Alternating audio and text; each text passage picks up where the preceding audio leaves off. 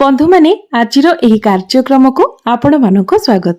आजिर एही कार्यक्रमटी सिंह राशि व्यक्ति विशेष मानक पई बहुत गुरुत्वपूर्ण अटे।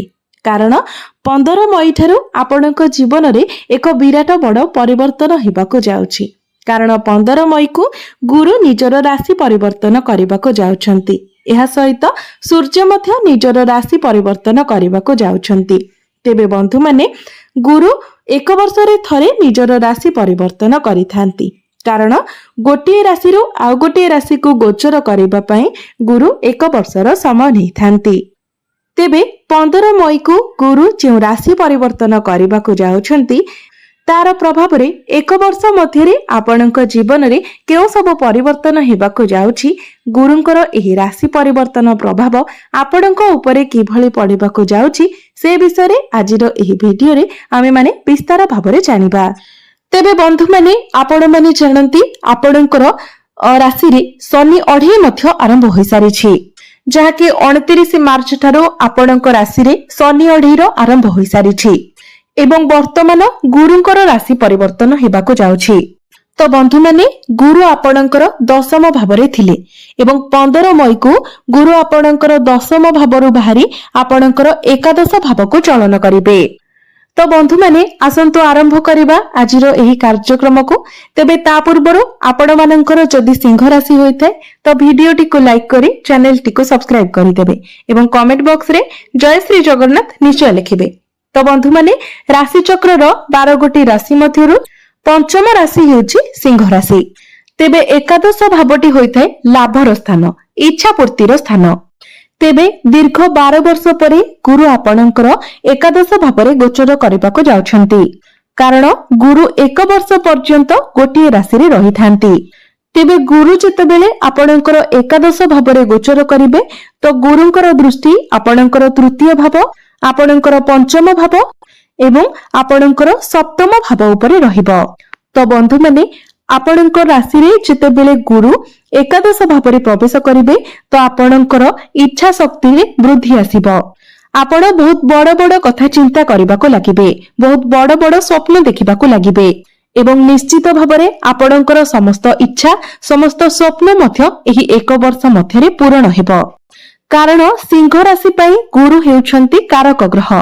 कारण गुरु हेउछंती आपणकर पंचम भावर अधिपति एवं पंचम भावर अधिपति होई गुरु आपणकर एकादश भावरे गोचर करिवे एवं पुनर्बार आपणकर पंचम भाव को देखिबे। तो गुरुंकर एही राशि परिवर्तन निश्चित भावरे आपणक पई शुभमय रहिबो।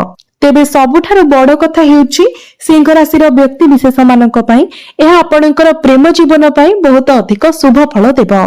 दीर्घ दिन धरि आपण निजर प्रेम जीवन रे समस्या देई गति करुथिले।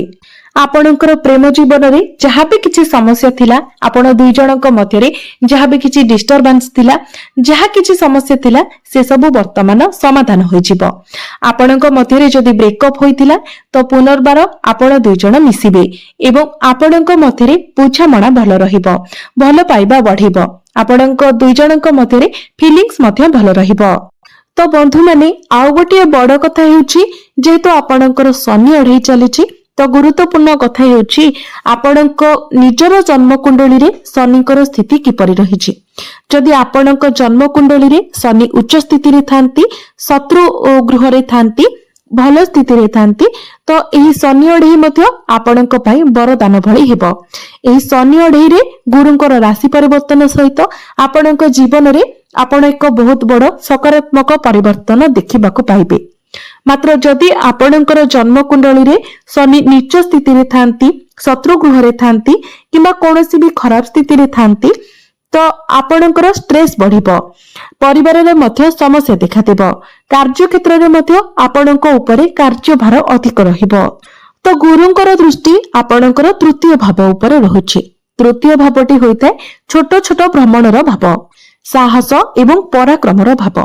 तेबे एही एक वर्ष मध्यरे आपण जे सब छोट छोट यात्रा करिवे ताहा आपणक पई शुभ फल देबो, सेतिरे आपणक लाभ प्राप्ति हेबो। एही एक वर्ष मध्यरे आपण ऑनलाइन अधिक समय अतिबाहित करिवे।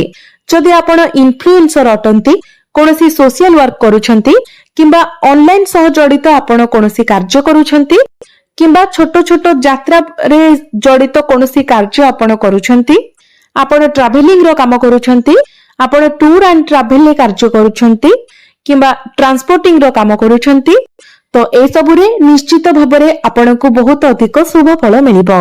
एहा व्यतीत तृतीय भावटी होइथाय आपणकर पाख पड़ोसीर भाव।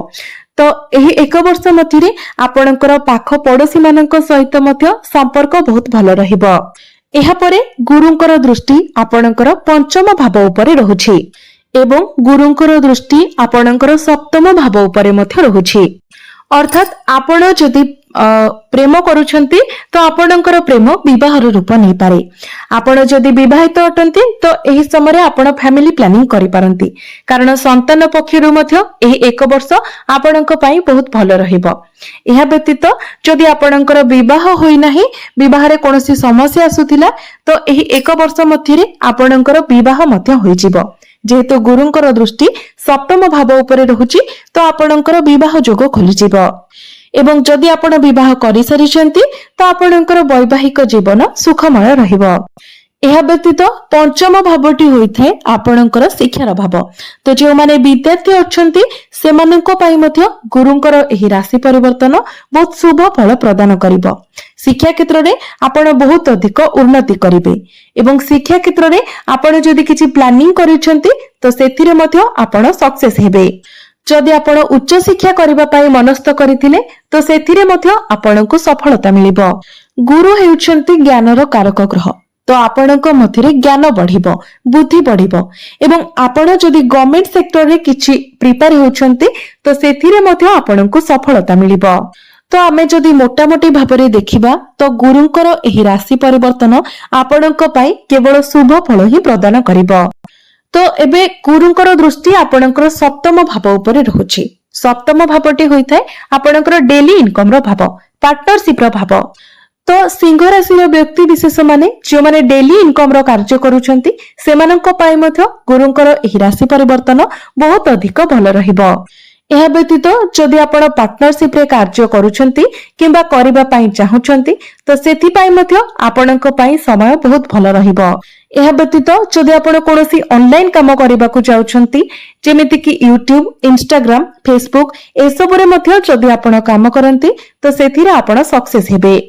एहा व्यतीत जदि दीर्घ दिन धरी आपण कोनोसी जिनिस किणाकिणी करिबाकू चाहुथिले मात्र ताहा आपण किणी पारु नथिले तो वर्तमान एही एक वर्ष मध्यरे सेही जिनिस आपण निश्चित भाबरे किणी पारिबे, कारण गुरु आपणकर सबु इच्छा गुडी को पूर्ण करिबे।